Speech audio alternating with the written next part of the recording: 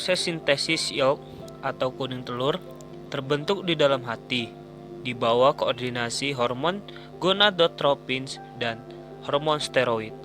Komponen di dalam yolk yaitu asam amino, fosfor, kalsium, dan lipid.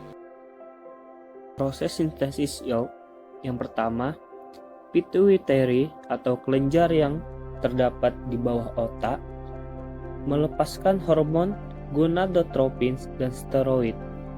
Lalu, hormon steroid memerintahkan komponen yaitu hormon estrogen untuk mensintesis protein ke dalam nukleus. Setelahnya, protein yang telah disintesis dibawa menuju yolk granul. Proses ini dinamakan vitellogynia atau pembentukan sintesis komponen yolk. Pada bagian ini terdapat dua protein, yaitu lipivitelin dan fosfilin.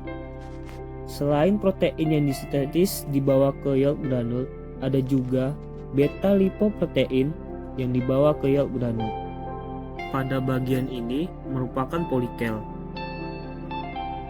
Yang pertama, tackle layer, granulosa layer, dan oosin. Setelah semua proses ini terjadi, maka terbentuklah yolk atau kuning telur.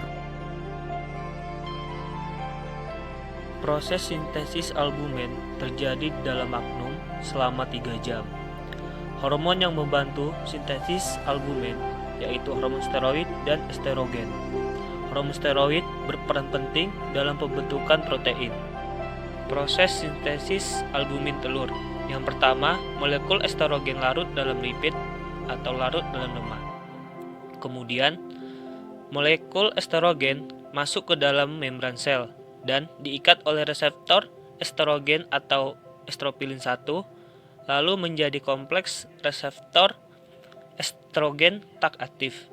Lalu, kompleks reseptor estrogen membentuk 5S, kompleks reseptor estrogen aktif atau estropilin 2.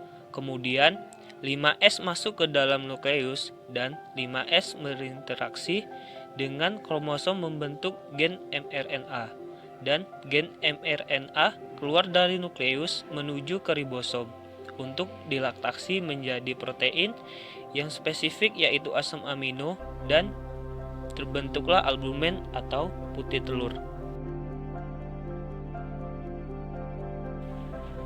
Proses kerabang telur dimulai dari sebelum telur masuk ke uterus pada saat telur berbentuk yolk dan telah mengalami pembungkusan albumin di magnum serta membran cangkang di ismus.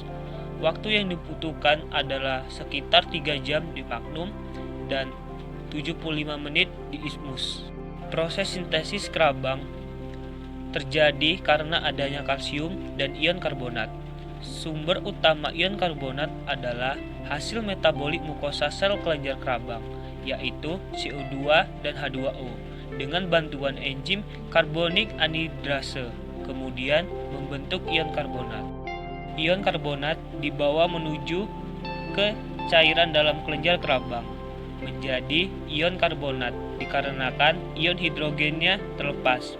Lalu kalsium dari plasma darah dan mukosa sel menuju ke cairan kerabang dan bergabung dengan ion karbonat yang berasal dari metabolik mukosa sel kelenjar kerabang akan menjadi kalsium karbonat, yaitu terbentuknya kerabang hidrogen yang terlepas dari ion bikarbonat menuju mukosa sel kelenjar kerabang yang sebelumnya di mukosa sel kelenjar kerabang ada juga hidrogen. Setelah itu, hidrogen itu bergabung menjadi 2H+ atau buffer by ion bikarbonat di plasma darah.